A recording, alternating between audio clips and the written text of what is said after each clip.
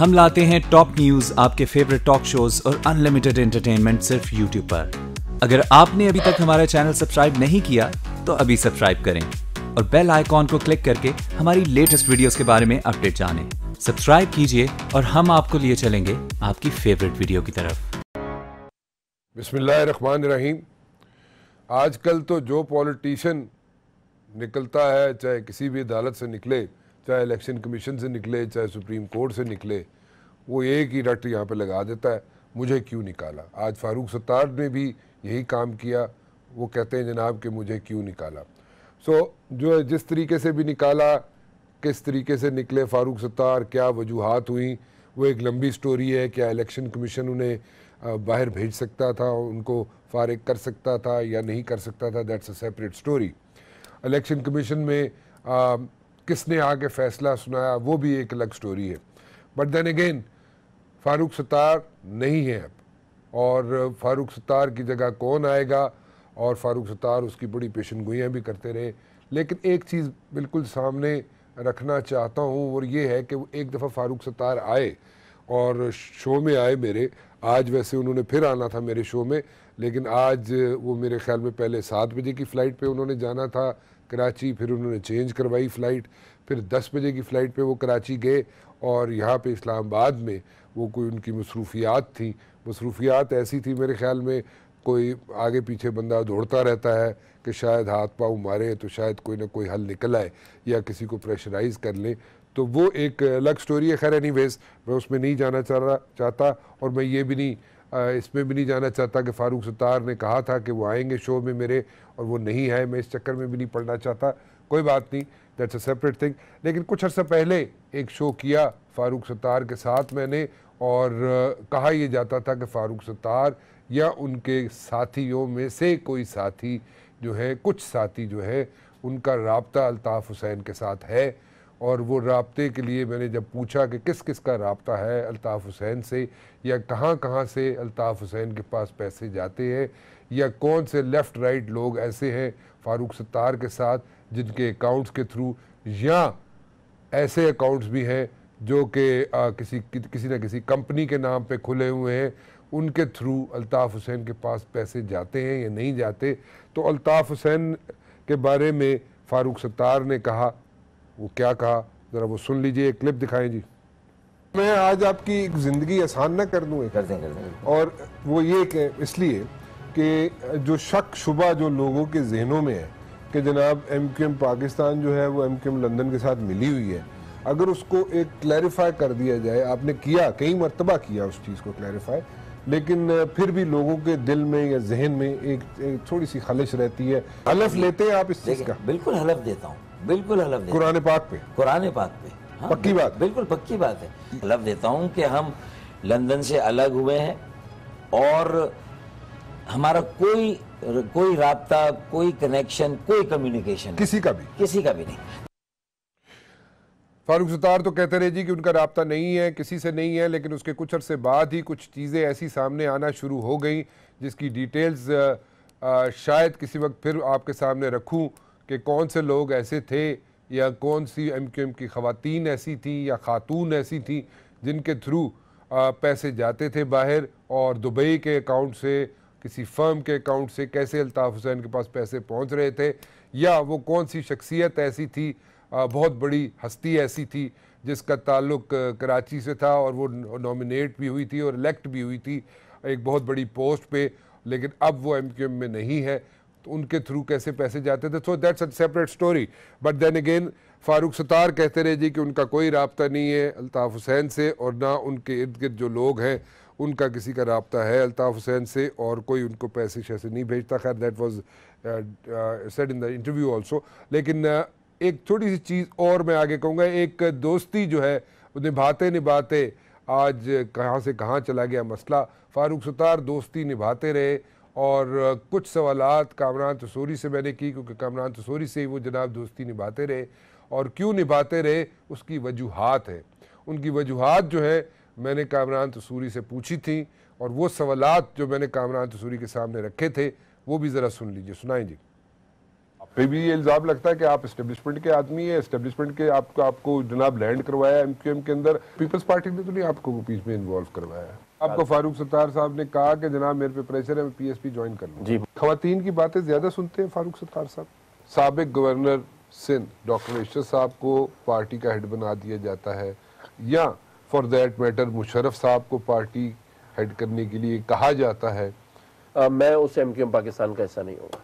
क्यों पीएसपी और एमक्यूएम का मर्जर नहीं हुआ? मुस्तफा कमाल साहब को किसी की तरफ से कोई ऐसा कोई सोच दे दी गई हो? मुस्तफा कमाल साहब को जब वो प्रेस कॉन्फ्रेंस के लिए आए थे और मर्जर के लिए जब अनाउंसमेंट होना था, उस वक्त कोई सोच ऐसी दे दी गई हो, ऐसी कोई राय दे दी गई हो किसी ने, और कहा हो कि भाई ये 12-14 पॉइंट्स हैं, इनको जरा मद्देनजर रख के फिर मर्जर करने जाना, देखो तुम्हें सूट करते हैं या नहीं करते?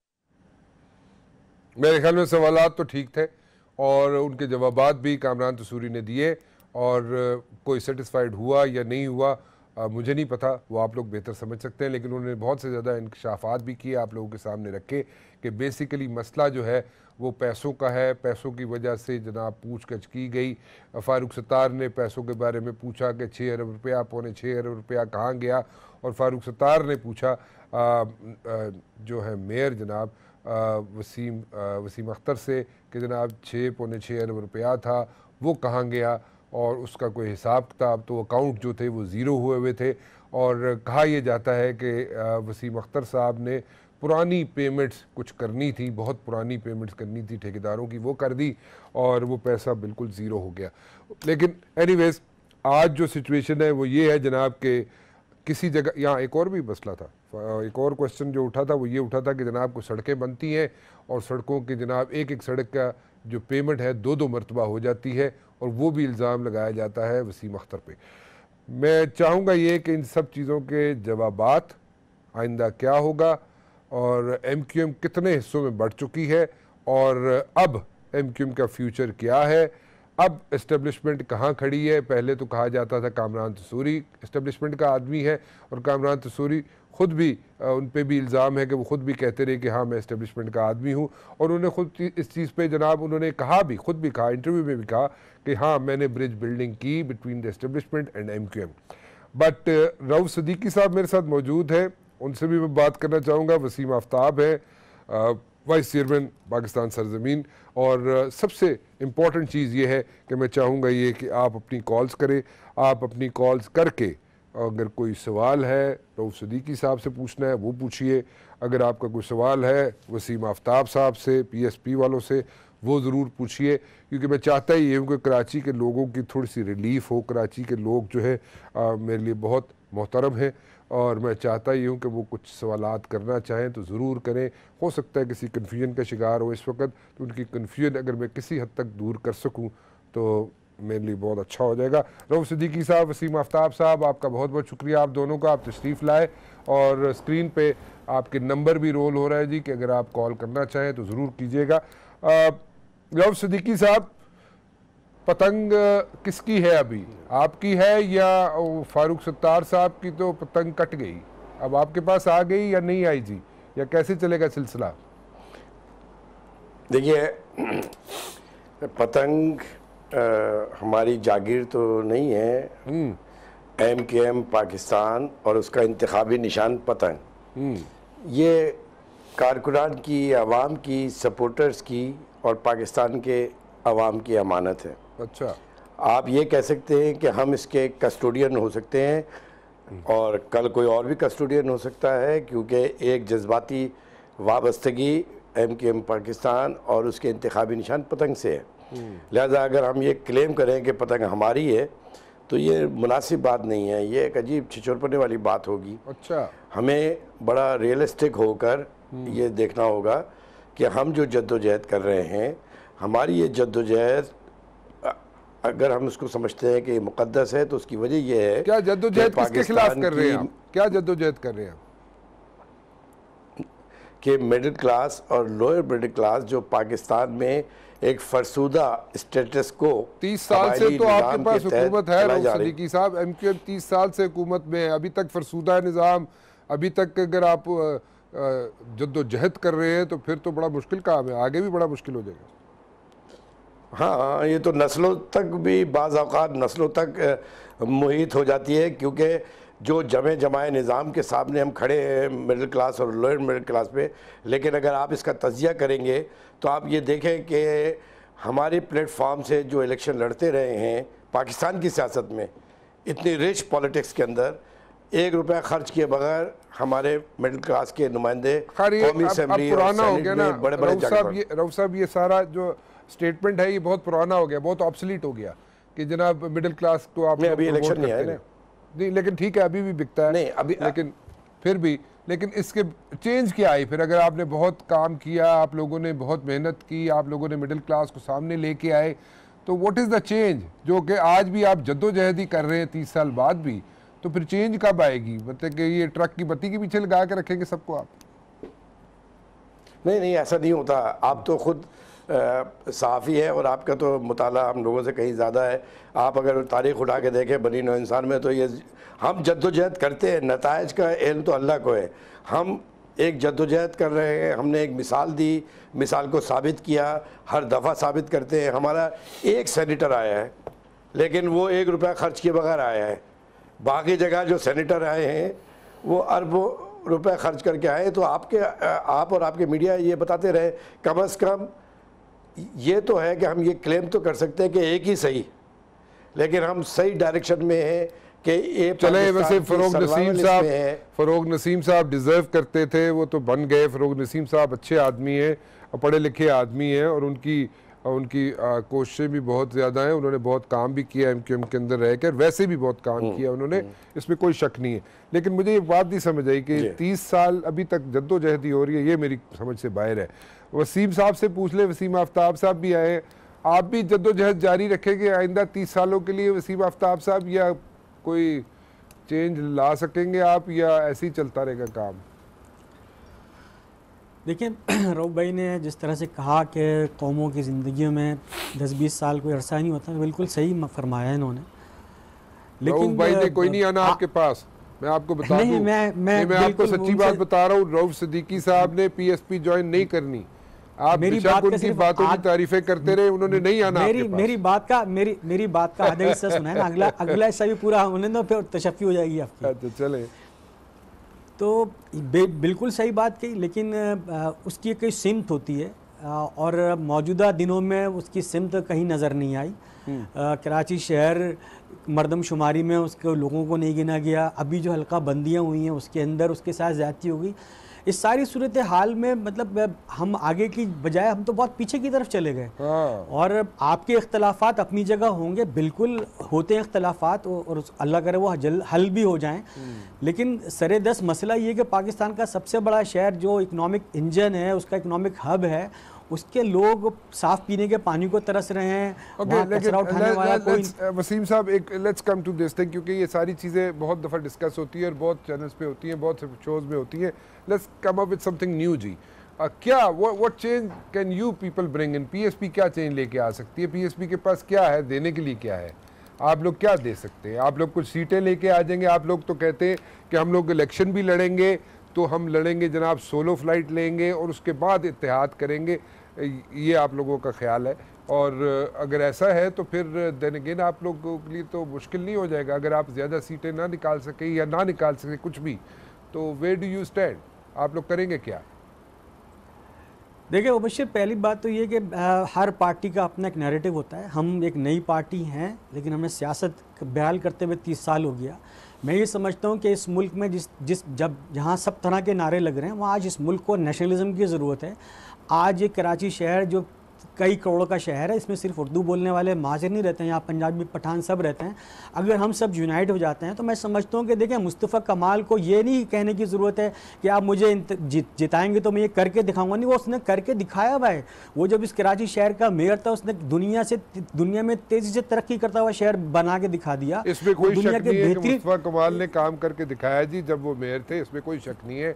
तो अब मैं इसलिए कह रहा हूँ, हमारा नैरेटिव देखें, हम लोगों को कंफ्यूज नहीं करना चाहते हैं। हर पार्टी को ये इख्तियार है कि वो अपना नैरेटिव लेकर आए। उस वक्त डायनामिक्स डिफरेंट थे। जिस वक्त मुस्तफ़ा कमाल साहब मेयर थे, उस वक्त तो हालात मुख्तलिफ थे, उस वक्त तो डायनामिक्स डिफरेंट थे, उस वक्त तो पॉलिटिकल सिचुएशन डिफरेंट थी। उस वक्त आपकी पार्टी की मतलब एमक्यूएम की पोजीशन डिफरेंट थी, उस वक्त गवर्नर आपके थे, उस वक्त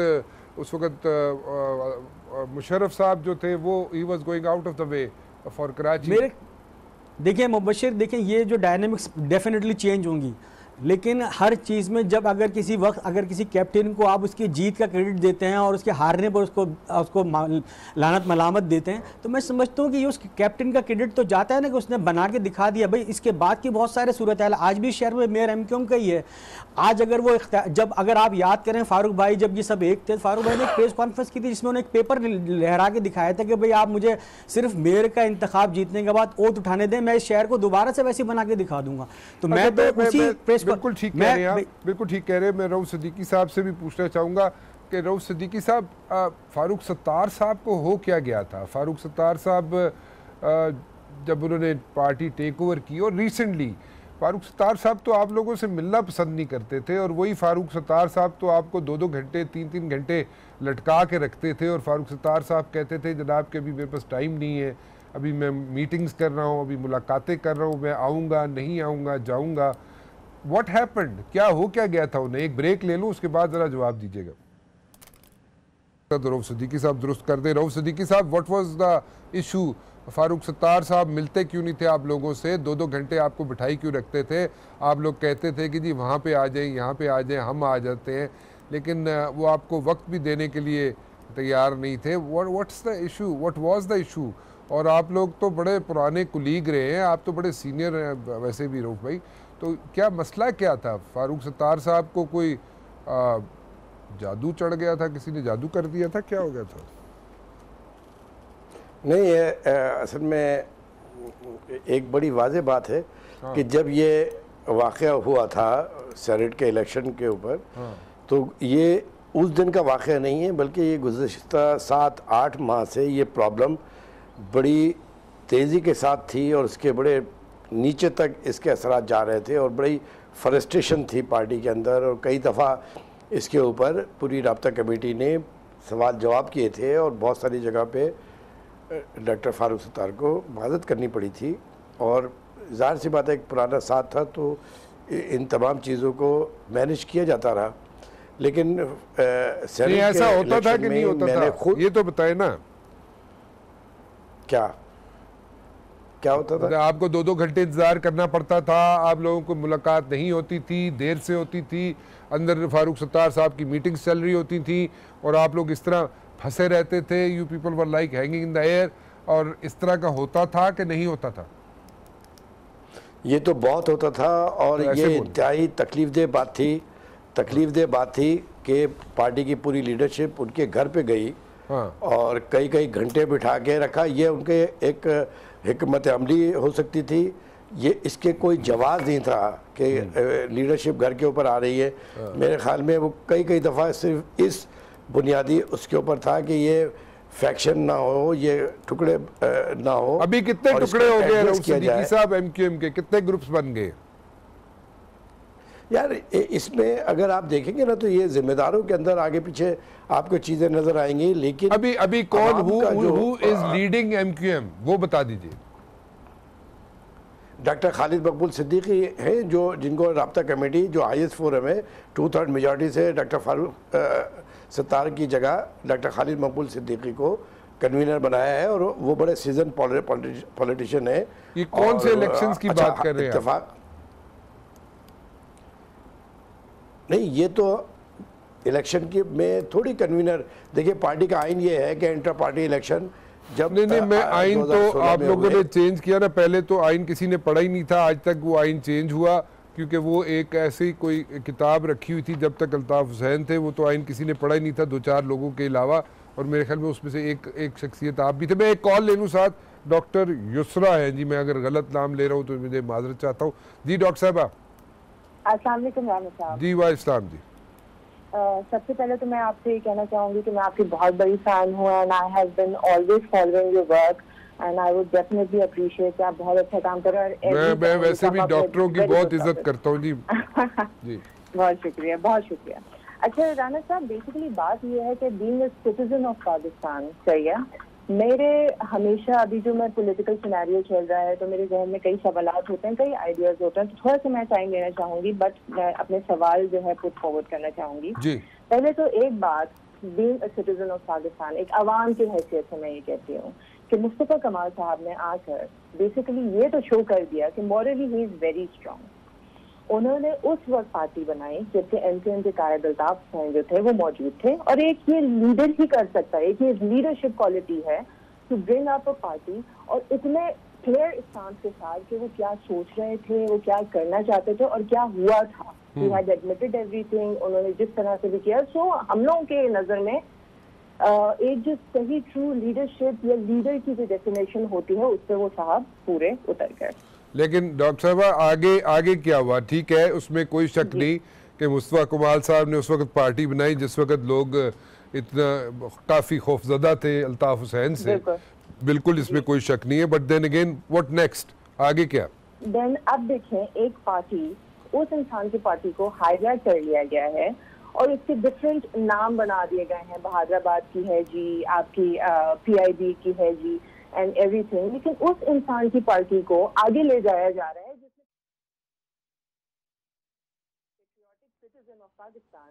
मेरे लिए ये सोचना भी बहुत बड़ी बात है कि मैं इस तरह के किसी इंसान को या उसकी किसी चीज को आगे बढ़ाऊं कि जिसने इतनी बड़ा, इतने स्ट्रॉन्ग अल्फाज किए हैं। तो ये तो किसी को भी समझ आएगा ना कि मैं उस राह पे ना चलूं कि जिस राह पर एक ऐसा इंसान मौजूद है जिसने इस तरह की बात की, तो मैं उस इंसान के साथ क्यों नहीं खड़ी हूं कि तो आप लोग चलिए doctor sahiba, elections are round the corner, elections होने वाले हैं, आप लोग ज़रूर मुस्तफा कमाल साहब को वोट डालिए। आप मेरे ख्याल में आप मुझे बहुत बड़ी फ़ैन लगती हैं वैसे मुस्तफा कमाल की, मेरी कम लगती हैं और मुस्तफा कमाल की ज़्यादा लगती हैं आप। It's not like that। देखें, आपके भी फैन है, लेकिन मुस्तफा कमाल के फैन बनने के लिए उन्होंने खुद इस तरह के एफर्ट्स किए हैं कि हमें उनका फैन बनना पड़ा। अच्छा चलिए, ठीक है जी, ठीक है डॉक्टर साहब, ठीक है, बिल्कुल ठीक है, बहुत शुक्रिया। रऊफ सिद्दीकी साहब, आपके पास वापस आऊँगा। मुझे बताइए कि अब ये जो 6.25 अरब रुपये का मसला बन गया था कि 6.25 अरब रुपया के बारे में पूछा फारूक सत्तार ने वसीम अख्तर साहब से, और पूछा जनाब कि वो कहाँ पे लगा दिया, और इन्फॉर्मेशन ये है, कहा यह जाता है कि वो 6.25 अरब रुपया बहुत पुराने कोई बिल थे वो चुका दिए गए, और एक एक सड़क के 2-2 दफ़ा पेमेंट्स हो गई जो वसीम अख्तर साहब ने कर दी। इसमें कितनी सदाकत है? देखिए, पहली बात तो ये है कि इसका सही जवाब तो आपको बेयर कराची वसीम अख्तर साहब ही देंगे। आप क्यों नहीं दे सकते जी? आपकी पार्टी में आप क्यों नहीं दे सकते? जी, मैं वही अर्ज़ कर रहा हूँ कि जब ये मामलात ख़राब हुए उसके बाद एक क्वेश्चन मार्क की सूरत में डॉक्टर साहब ने ये बयान दिया कि मैं सरबराह हूँ, मैं हिसाब ले सकता हूँ। फिर एक डिप्टी कन्वीनर ने कहा कि जी मैं भी हिसाब ले सकता हूँ। तो मेरी समझ में ये आया कि जब तक ये लड़ाई नहीं थी तब तक का हिसाब क्यों मांगा जा रहा था। उसके हिसाब मांगने के कोई तरीक़े होते हैं। पार्टी हिसाब मांगे ना, एक इंडिविजुअल क्यों हिसाब मांग रहा है? अगर एक इंडिविजुअल अपनी अथॉरिटी के साथ हिसाब मांग रहा है तो उसके अंदर बहुत सारे क्वेश्चंस उठ जाते हैं कि जी आप इंडिविजुअल क्यों हिसाब तो आपके ख्याल में किसको हिसाब मांगना चाहिए था? फारूक सत्तार साहब को या कामरान तसूरी को? या कामरान तसूरी को नहीं मांगना चाहिए था?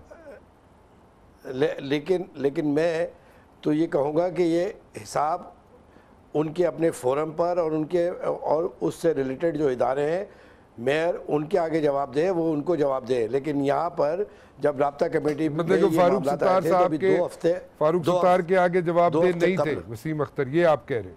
नहीं, मैं ये नहीं कह रहा हूँ। मैं ये कह रहा हूँ कि जिस अंदाज से मांगा जा रहा था वो तो बुनियादी तौर पे इल्ज़ाम लगा रहे थे वो। अच्छा, इस वजह से ये बात कह रहा हूँ। लेकिन 2 हफ्ते कबल एक इजलास बुलाया गया था राब्ता कमेटी का। उसमें वसीम अख्तर ने और तमाम दीगर जो अफसरान थे वो आए थे और उन्होंने पूरे इस 1.5 बरस का जो भी उनका पीरियड गुजरा है उसकी उन्होंने एक स्टैटिस्टिक्स के साथ पूरी ब्रीफिंग दी है ब्लैक एंड वाइट की सूरत में। तो ये तो उन्होंने दिया। हम तो इदारे नहीं है ना, लेकिन मेयर कराची मुझे कुछ समझ नहीं आ रही। वैसे मुझे ये नहीं समझ आ रही कि पार्टी के एक सरबराह हैं, एमक्यूएम के सरबराह हैं और वसीम अख्तर साहब MQM से ताल्लुक़ है उनका। जब शुरू हुई पार्टी उस वक्त तो एक ही पार्टी थी ना, उस वक्त तो बहादुराबाद PIB ग्रुप्स नहीं थे। तो अगर वसीम अख्तर साहब से पूछते हैं फारूक सत्तार साहब तो क्या गलती के मेरी समझ से बाहर, आपको कुछ समझ आती है वसीम आफ्ताब साहब? नहीं देखिए, मैं इस सिलसिले में इंतहाई अदब के साथ रऊफ भाई हमारे भाइयों की तरह हैं। एक तो आप लोग भाई बन जाते हैं, फिर ये उधर मसला ही खत्म हो जाता है। मैंने कहा ना, हमने थोड़ा ट्रेंड चेंज किया है ना, लड़ के लोगों को बहुत थका दिया है। जरूरत नहीं, आप मत लड़े, हम नहीं चाहते आप लड़े, लेकिन आप भाई करते रहते हैं और आप भाई बना लेते हैं, दोनों एक दूसरे को भाई बना लेते हैं, फिर आगे चलता नहीं है सिलसिला। ये भी हुनर किसी को आना चाहिए ना, लड़ते ये हुनर तो आप लोगों को बहुत अच्छा आता है। अच्छा चलें सर, ये देखें। अच्छा, अभी चलें आगे की तरफ चलते हैं। देखें, रऊफ भाई ने पहले जुमले में कहा कि भाई मुझे इसका बेहतर जवाब तो रऊफ अपना वसीम अख्तर देंगे। तो मेरे ख्याल में अगर ब्रीफिंग दी गई थी तो रऊफ भाई को बताना चाहिए था। देखिए, अभी ये सारे इल्ज़ामात किसी दूसरे ने नहीं लगाए। फौरी तौर पर ये यकीनी तौर पर जो पिछले दिनों की सूरत हाल थी, फारूक भाई ने बहुत शुरू में आके ये बात कही कि भाई मेयर कराची से मुझे, जब ये सब एक थे उस वक्त भी उन्होंने, फारूक भाई ने ये बात कही थी। अगर आप याद करें उस प्रेस कॉन्फ्रेंस में जहां उन्होंने मेयर कराची और एक डिस्ट्रिक्ट चेयरमैन के ऊपर ये बात कही थी कि हाँ मुझे हिसाब लेना है, मुझे तहफ़्फ़ुज़ात हैं, लोगों की शिकायत मिली हैं।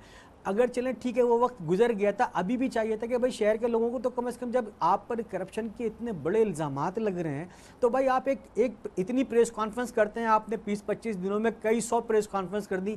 एक मेयर कराची प्रेस कॉन्फ्रेंस करके बता नहीं सकते थे कि भाई मैंने ये शहर में ये काम किया। आज शहर के लोग तरस रहे हैं इस सुनने के लिए कि मेयर कराची भी कुछ करेगा, सिवाय ये कि भाई मेरे पास अख्तियार नहीं है। भाई अख्तियार नहीं है, उसके लिए हम भी बात उठा रहे हैं। हमने भी 18 दिन कराची प्रेस क्लब के ऊपर धरना दिया, बैठे पिटे गिरफ्तार हुए, लेकिन आपके लिए बात की कि भाई मेयर कराची को इख्तियारात मिलने चाहिए। लेकिन आपने आज तक एक प्रेस कॉन्फ्रेंस नहीं की कि भाई आप ये बता सकें कि भाई मेयर मुझ पर करप्शन के इल्जामात लगे। मुझे सर, मैं फ्यूचर जरा जानना चाहूँगा। मैं एक ब्रेक ले लूँ, कंपल्शन है एक छोटी सी ब्रेक की, और मैं ब्रेक ले लूँ, उसके बाद वापस आता हूँ और फिर आप लोगों से कुछ थोड़े से सवालात है, करख्त किस्म के सवालात है, वो मैं आपसे कर लूँ। लाइव कॉल्स अगर कोई करना चाहे ज़रूर कीजिएगा जनाब, एक छोटी सी ब्रेक के बाद।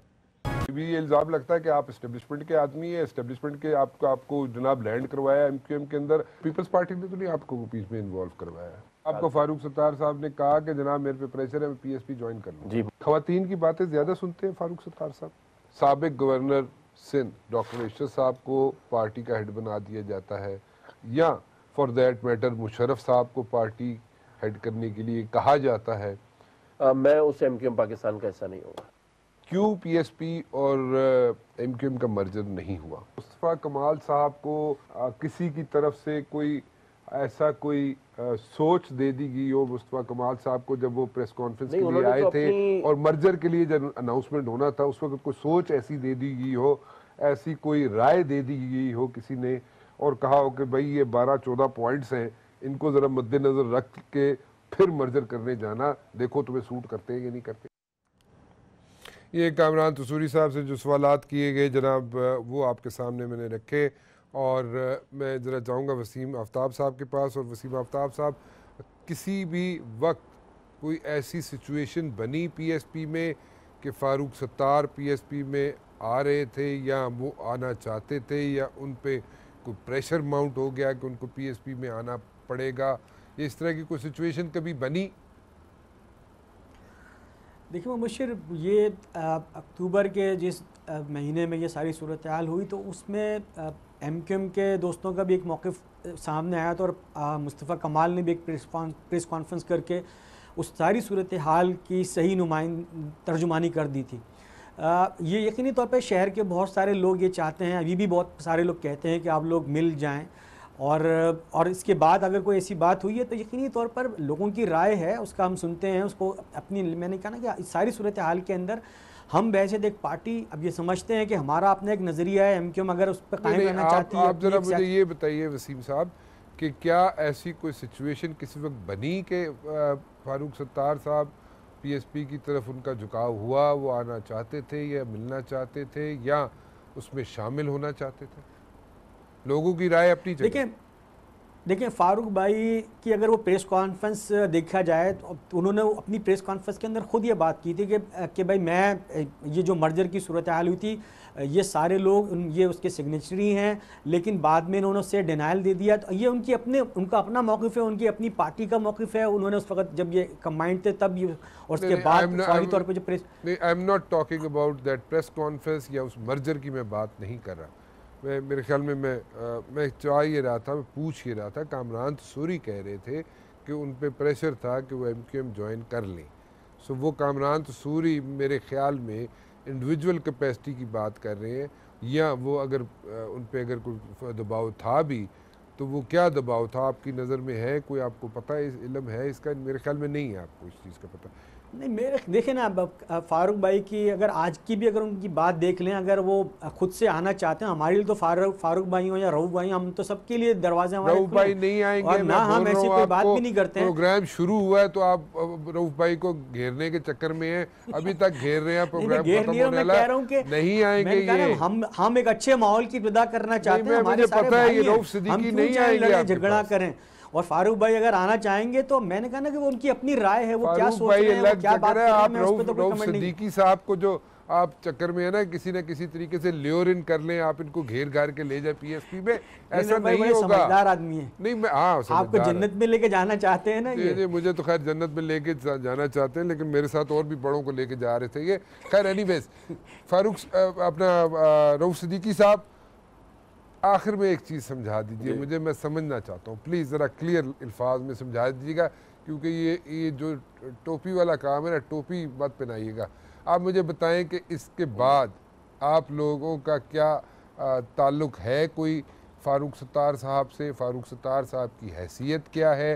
फ़ारूक सत्तार साहब आपके पास रहेंगे, नहीं रहेंगे, या फ़ारूक सत्तार से आप गिन गिन के बदले लेंगे और उसके साथ साथ कामरान तसूरी को भी आप रगड़ेंगे?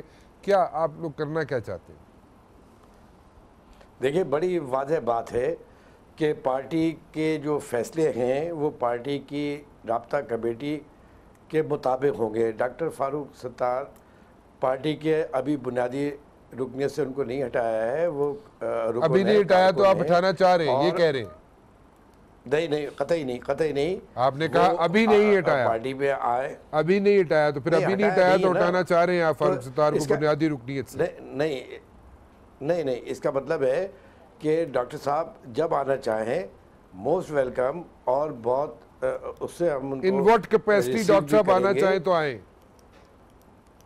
जो पार्टी का प्रोसीजर है कि जब वो क्या है, उनको पार्टी के ओहदे से हटाया है, कन्वीनरशिप से हटाया है, वो राब्ता कमेटी के रुकन की हैसियत से वो तशरीफ़ लाए, उसके बाद पार्टी देखेगी कि उनसे क्या काम लेना है, किस जगह पे उनको प्लेसिंग होगी उसके लिए।